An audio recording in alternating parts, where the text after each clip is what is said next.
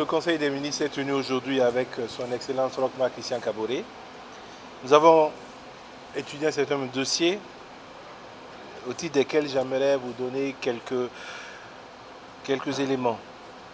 Donc au titre des affaires étrangères et de la coopération, nous avons donc adopté un projet de loi portant autorisation de ratification de l'accord portant sur la zone de libre-échange commercial africaine, la ZLECAf, adoptée donc à Kigali, au Rwanda, le 21 mars 2018. Donc il s'agit d'accélérer un processus d'intégration du continent en facilitant la circulation des personnes et des biens et en développant le commerce intra-africain. Cette zone-là doit rentrer en vigueur lorsque 22 pays africains l'auront ratifié. Je pense que nous sommes aujourd'hui à 20 à peu près et on espère donc à la réunion de l'Union africaine qui se tiendra à Niamey, effectivement donc la zone pourra rentrer en effectivité. Au titre du ministère de l'Éducation nationale et de l'alphabétisation et de la promotion des langues nationales, nous avons adopté un projet de loi portant modalités de promotion et d'officialisation des langues nationales du Burkina Faso. Il faut se rappeler que, hormis donc la loi d'orientation de l'éducation de 2007, qui en son article 10 prévoit donc l'enseignement dans les langues nationales, hormis donc la Constitution dans son article 35 qui dit que la loi définit les modalités de promotion et d'officialisation des langues nationales, il n'y avait aucun texte en la vigueur, en la matière plutôt.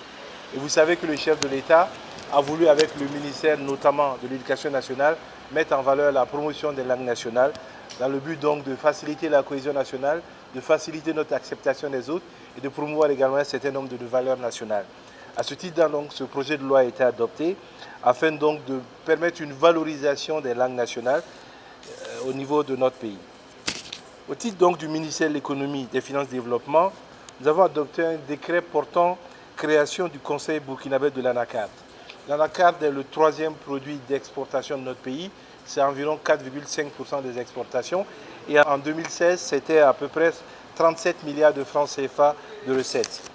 Donc il fallait trouver le moyen donc, de relancer ce secteur, à savoir par une bonne gouvernance et une transparence de la gestion, par un véritable développement de cette économie anacardière, mais également par une sécurisation des revenus des producteurs afin de les encourager dans cette production-là par la garantie d'un prix minimum. Voilà donc ce que je voudrais dire au sujet des quelques dossiers du Conseil des ministres. Nous avons également entendu un certain nombre de communications orales au titre desquelles j'aimerais souligner la visite donc, du Conseil de sécurité des Nations Unies, de quelques membres donc, le 24 mars à Ouagadougou.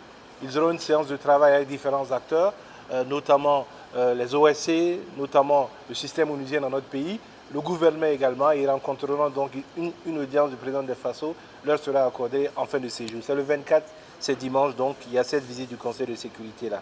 Nous avons parlé des décrets d'application de la loi qui a trait au cadre donc, de la police nationale.